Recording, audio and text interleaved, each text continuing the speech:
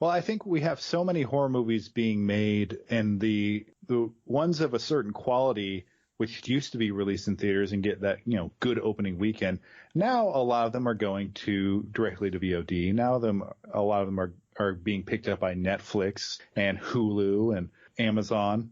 And then you have these companies like A24, like Neon, that are still independent companies that are doing theatrical releases, and pretty wide theatrical releases. Mm-hmm. And this is where they're kind of becoming the model of something like New Line Cinema, where New Line Cinema's first big moneymaker was Nightmare on Elm Street.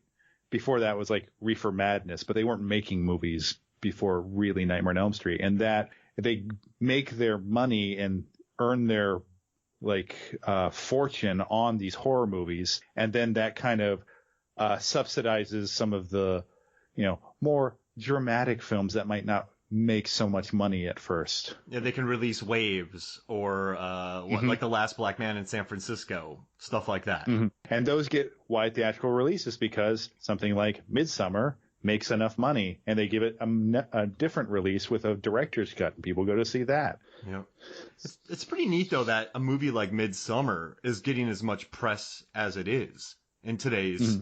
day and age. I mean, that was a pretty big deal. I don't know if I'm in a movie bubble or not, but people knew about Midsommar, a 2.5-hour cult film with a lot of dancing and crying. Mm-hmm. And I think they responded to it in that kind of. It's one of the things I like about Midsommar, which we'll probably talk about when we get to it. True. I'm sure it's on the list. Yeah. Who knows? That it has a kind of energy of discovery that a lot of things might not make sense at first, but a lot of things in The Shining didn't make sense at first, but something is inherently attractive about it that keeps kind of pulling you back into its tone and its the world it's creating. Yeah, I agree. I also like the biscuit making. The biscuit making. Or cakes. Oh, well, yeah. Are they making cakes? It's like pies. Pie making. I love the pie making in it. I like all but one of the pies. Oh gosh. And it has the best peen on a tree in 2019. Yep, but not of the decade. That would be raw. Oh goodness. Yep, you're right. I guess that's on a roof. Followed by Alien Covenant and Climax. Oh yeah, goodness. A lot of pee. Yeah. Wait, and another one just had it too. Lighthouse. Oh yeah, Lighthouse. Yep, some good peeing in that. Perfection had a lot of other bodily fluids. There's some pee there. This is a very juicy thing, and we got a lot of blood and explosions in this one too. Barry Pepper in Crawl down there in the water, like he had to have peed. Yeah, there's a lot of pee in that water. There's probably a lot of croc poo. She goes through a sewer. I mean, come on. Yep. All right. So we were going to do a top 10, but then you and I had a bunch of intersecting movies on our list, and so we're going to do a top 12. How's that sound, Zach? That sounds good to me. I hope there's some way that we could combine these lists into one master list based on the rankings. And that's what we did. Oh, I didn't explain that. Zach gave me a top 10. I put in a top 10. Actually, he put in a top like 15. I put in a top 15. The movies that were number 1 got 10 points, number 2 got 9 points, 3 got 8 points, etc., etc. Movie with the most points is first place. But that didn't really matter for us because the first place was the first place in both our lists. We won't talk about that yet. But here are some movies that we're not including on the list that got 1 point. So we have Annabelle Comes Home. I enjoyed that. 47 Meters Down 2. I love the sharks. Story's a little funky, but the sharks are these teleporting gigantic great whites who have scarred up bodies, and they're sweet to look at. Then we have Child's Play. What? When you describe it like that, I want to see it now. No, dude, I'm telling you, that guy, he made Strangers Prey at Night. And 47 Meters Down is a really mean movie as well, with a couple really lasting visuals. So if you can get around the first few minutes of this film and just enjoy the sharks, it's worth watching. I love the sharks in the movie. I mean, it's good. Like they're Zach, you'll watch that's it. The motto I live my life by that model. Just enjoy the sharks. Just forget everything. Enjoy the sharks. I mean, think about it, right? Just enjoy it. They're really cool, Zach. Live every week like it's Shark Week. Oh my gosh, I have that tattoo, across my chest. And then we trademarks rock. And then we have Child's Play with 1 point, Scary Stories to Tell in the Dark, which I watched because you had it in your list and I really enjoyed it. It Chapter 2, VFW. So I got a press kit for it, but I didn't get the screener. So I was like, hey, can I get the screener to watch it in time for this? But I couldn't get it. So this movie... Well, it's a festival movie right now. I don't know if it has a release this year. It might. Fangoria, I believe, is putting it out. Like, they have a new distribution. So it might be a next year, as is another movie on my list that I saw at a festival that I think you'll get to after midnight, which is not going to have a release until next year. So that might come back on the next year's list. And you have a lot of Jeremy Gardner in this list. Jeremy Gardner is just a fantastic actor. I love everything he's been in. I love everything he's directed. He brings a tour de force in many films this year, including Bliss, including After Midnight, which he directed and co-directed with Christian Stella. And I love him in a little seen film called Fingers from this year, which is just bananas. And his performance is bananas. Would you say he has an Energizer battery when it comes to his career? I'm waiting for, is there a pun here? Well, yeah, because he made that movie The Battery, right? Oh, damn it. And it keeps going and going. It's like a me joke. It keeps going and going. What do you think? Was that good? That's very good. Thank you. Shout out to Jeremy. Hey, Jeremy. You don't know me, but big fan. All right. So then he lives in my town, so. Nice.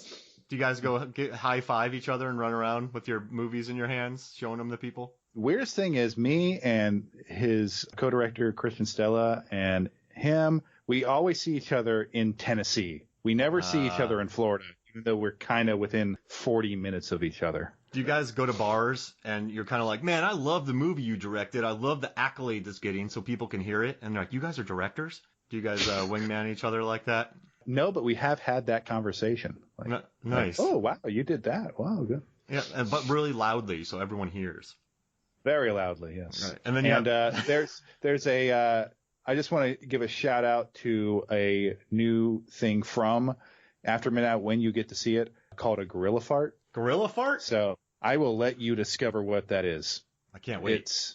You're going to love it. I'll watch that with Tammy and the T-Rex gore cut, which I ordered on a Black Friday deal. Oh, I saw that this year, and it is also something special. Yeah, I bought the Blu-ray. It was like $20. I was like, you know what? Vinegar Syndrome did it, so I bought it. I might get the 4K.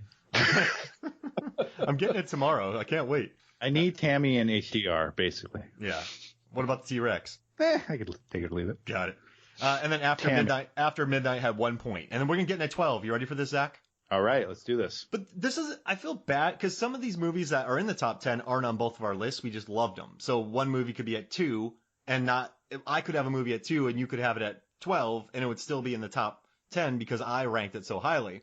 But we both had this movie in our list, but it's still at number 12, and that's Perfection, directed by Richard Shepard, starring Allison Williams and Logan Browning, and Steven Weber. Shout out to Wings. This movie, you summed it up best when we were talking before the pod. What do you think about this film, Perfection? I think it is so lurid and trashy, and it's that kind of lurid trashiness I miss in a lot of horror films and a lot of, kind of erotic thrillers. Yeah. That's the only time I use the word thriller is when I talk about erotic thrillers because they're sexy action horror movies, basically. And that's what this is, right? Mm-hmm. It's a sexy. I called it sexy Whiplash meets Martyrs, basically. Wow. I like sexy action horror movie with sexy action horror movie Whiplash Martyrs. Whiplash meets with Martyrs. A heavy dose of Brian De Palma. Whoa. That's it right there. If De Palma directed Whiplash, Martyrs Whiplash. Wait. If De Palma directed a Whiplash Martyrs hybrid. If De Palma was going to choose between Whiplash and Martyrs, and then he tripped on his way to the copy machine and they got switched up in every other page was each script, and he directed that would be the perfection. I want to watch this. He just goes, whoa, throws the script up. And then some intern puts it back together, and he wakes up, and he's like, he wakes up from unconsciousness because it's a really bad fall. It's like, this is brilliant. Oh, we gotta shoot tomorrow. Yeah. Start building the sets. The production designer's like, I hate my life. Yeah. And maybe one of my favorite final shots of the year is in The Perfection. Oh my gosh. Now, we don't want to spoil it, right? Let's not spoil. No. Okay. This is a tough movie because after about, even by saying there's spoilers, we're kind of spoiling it. But after about a half hour, you gotta stop telling people. Yeah.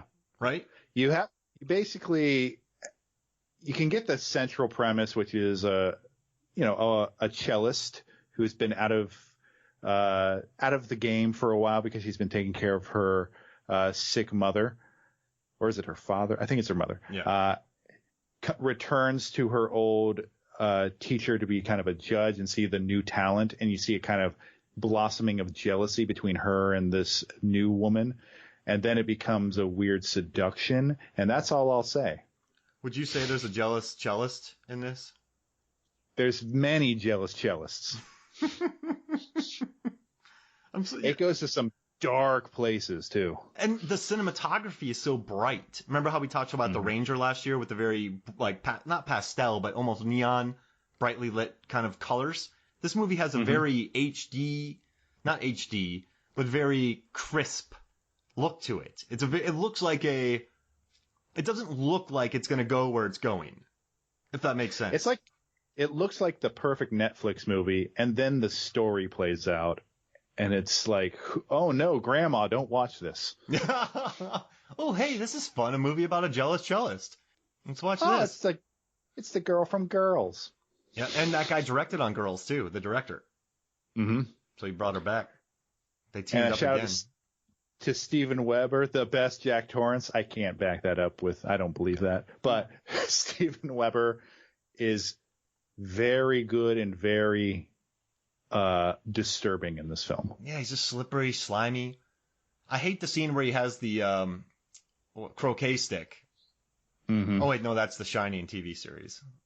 Mm-hmm. Yeah. I hate that scene. All right, number 11 is Bliss, directed by Joe Begos, right? And starring Dora Madison Burge as Desi, an artist who has lost her mojo and then goes to some very dark places after she takes a drug called Bliss. Is that a good summation, Zach?